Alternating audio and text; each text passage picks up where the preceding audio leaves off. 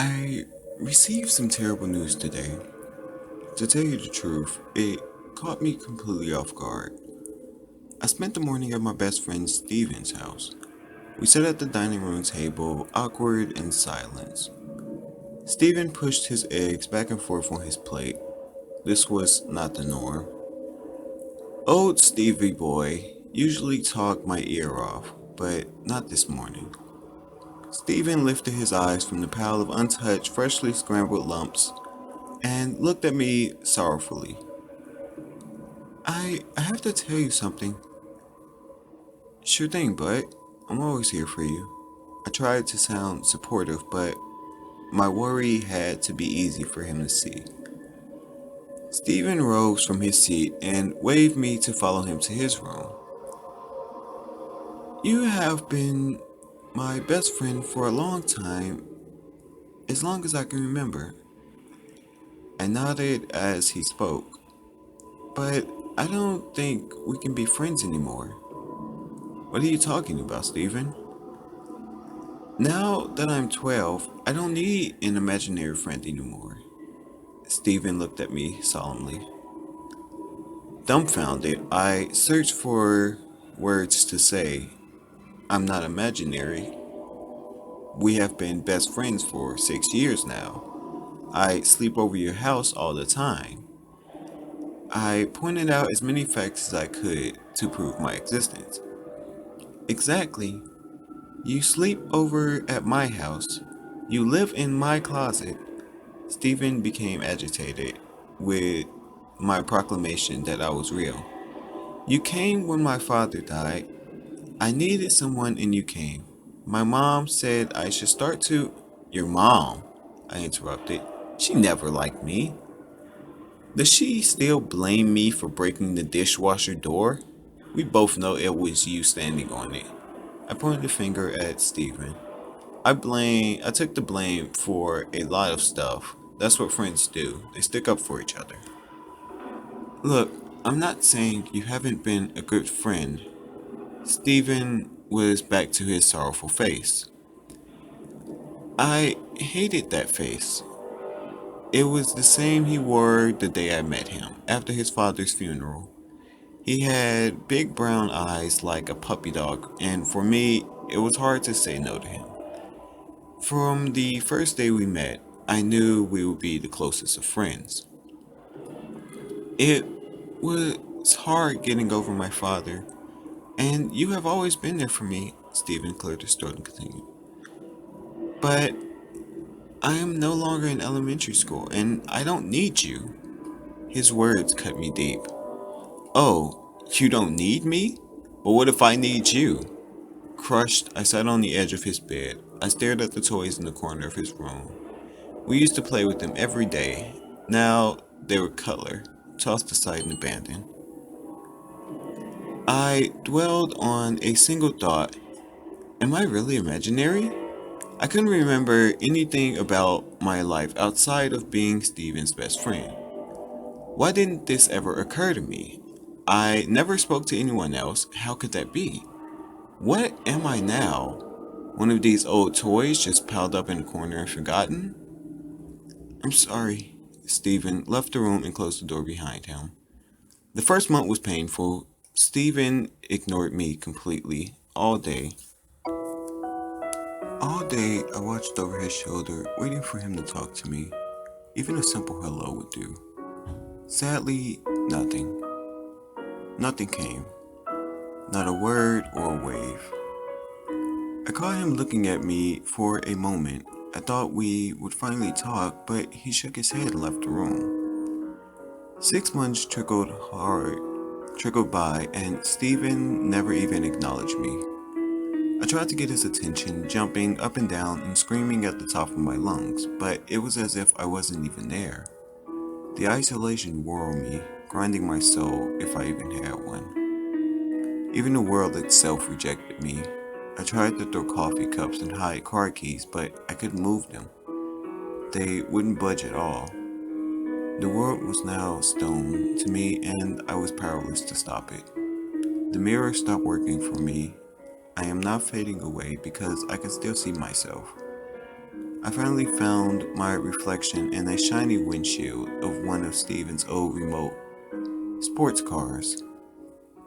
I looked so thin and much older than I remembered. That was the last time I looked at the car. I didn't need to know how awful I really looked. 2 years passed and nothing. The boy I knew now stood a foot and a half taller. His smooth skin was now riddled with acne. I would mock him senselessly if he would hear me. That's what a good friend would do after all. Most days now I spent in the attic playing with our old toys. Like me, he abandoned them. His mother stuck them up there in the dark. Oh, how I hate that woman. She was always jealous of how close Stephen and I were. He came to me with his problems. I stayed up late with him. He loved me more than her.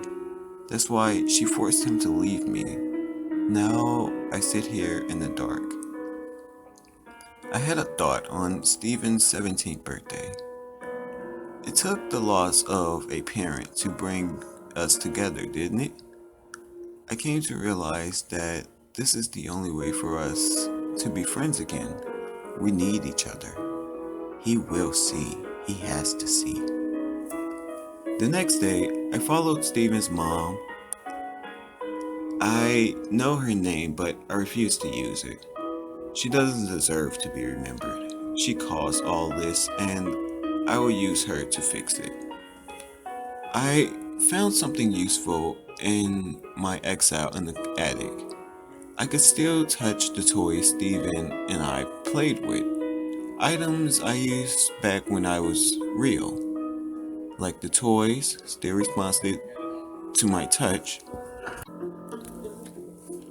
Still responded to my touch. Can't pick up a gun or a sword, but I can make do with one of these old friends.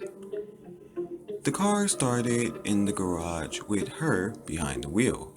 She wasn't aware, but I sat in the passenger seat glaring at her. I waited for my opportunity to strike. There, I see it. I had waited a busy intersection right for my bad intentions. The car cruised at 55 miles an hour. That should be enough. From my pocket, I pulled a red wooden block. This old friend should do the trick. I reached down to the floor of the driver's side of the car and wedged it under the brake pedal. That should do it, I proclaimed to myself. I doubted I would die given my imaginary nature, but I hoped it wouldn't hurt. These were drastic times, so I continued on.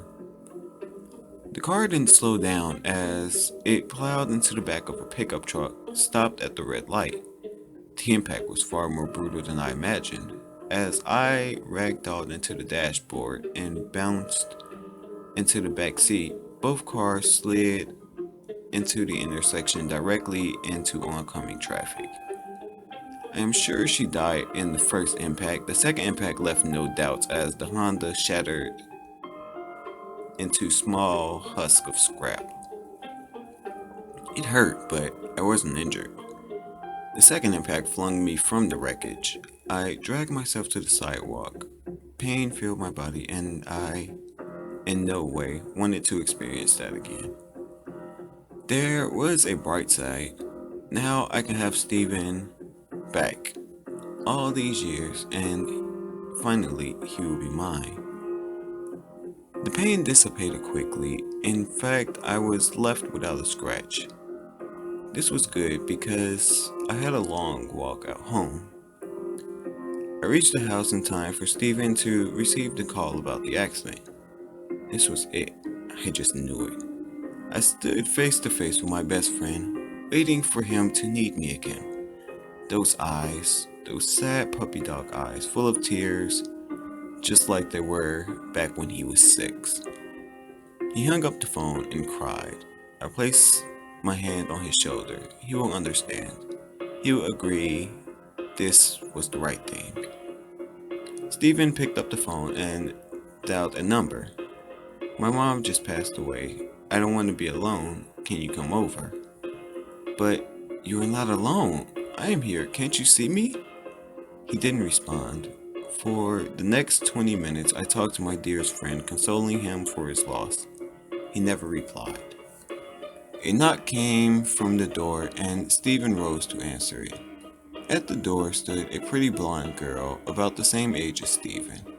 They hugged, and Stephen cried on her shoulder. No! No! I screamed. This isn't fair! He needs me! He needs his best friend.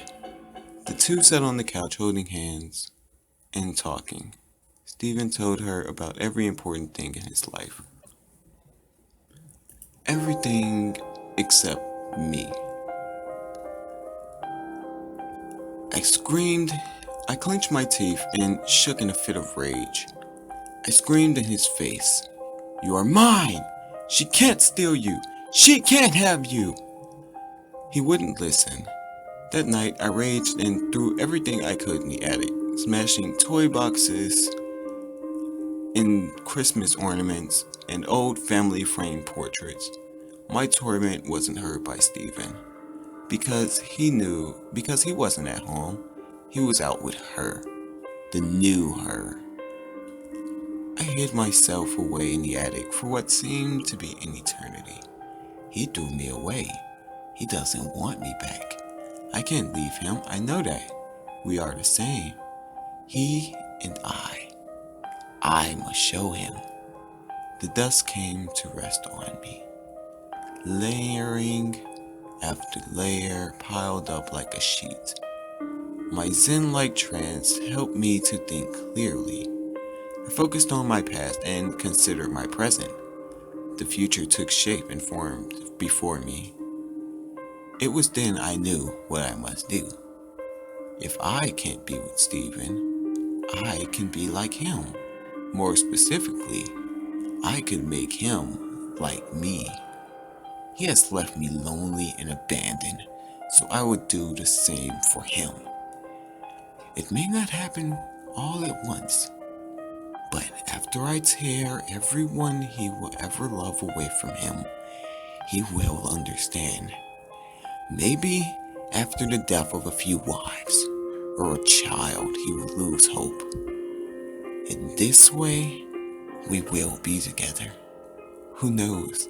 After he suffered long enough, maybe he will need me again.